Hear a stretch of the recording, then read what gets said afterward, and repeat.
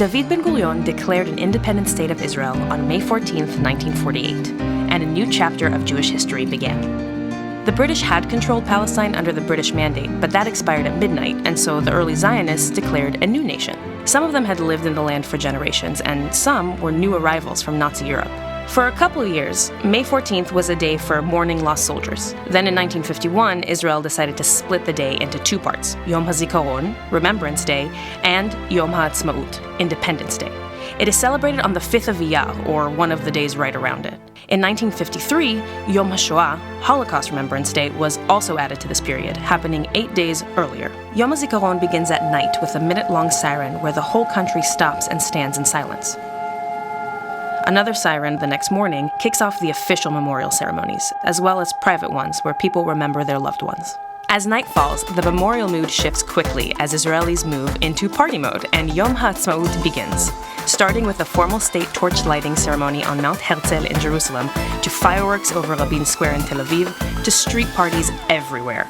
As the night goes on, the party gets more and more lively, of course. And the next day, while possibly nursing an Arak hangover, is all about a barbecue on the beach or at the park with absolutely everyone else. Around the world, Jewish communities join in solidarity with those in Israel by wearing blue and white to celebrate the Israeli flag, eating classic foods like hummus, falafel, watermelon feta kebabs, and of course, bamba. Folk dancing is a fun old-school tradition, and lots of communities host big parties featuring Israeli rock bands, artists, and nonprofits. In synagogues, some communities say the psalms of praise called Hallel, or the prayer for miracles, Ala Nisim. Why? Because, for some Jews, the founding of the state was a religious historical event, the fulfillment of a biblical promise to Abraham and Sarah that the land they walked would one day be home to their children's children. There's some difference here about who says what, but the basic idea for these religious Zionists is that Yom Ha'atzmaut is a modern holy day.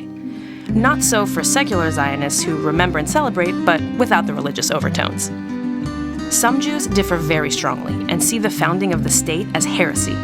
These Haredim, or ultra-Orthodox Jews, say that the promise to Abraham and Sarah was to be fulfilled by God, not by people. They don't mark the founding of the state, even if they choose to live there. Finally, about 20% of the state is not Jewish at all. They are Muslim, they are Christian, they are Druzi, or they are foreign students and workers of different religions. They see the day differently. Some feel, despite the religious difference, a patriotism and respect for the Holy Land as a Jewish and democratic state. Others mark the day with protests and memorials on behalf of the Arabs who fell in battles or fled the land in 1948. Taken together, Yom HaShoah, Yom Hazikaron, and Yom Ha'atzmaut constitute a week that is sometimes called the Israeli High Holidays. Danielle Hartman writes, "The sadness of Yom Hazikaron does not give new meaning to Yom Ha'atzmaut. Rather, it gives it gravitas. It reminds us of the price we paid, and as a result, the care, responsibility, and duty we have to build a great country, and to live and to give our lives special meaning."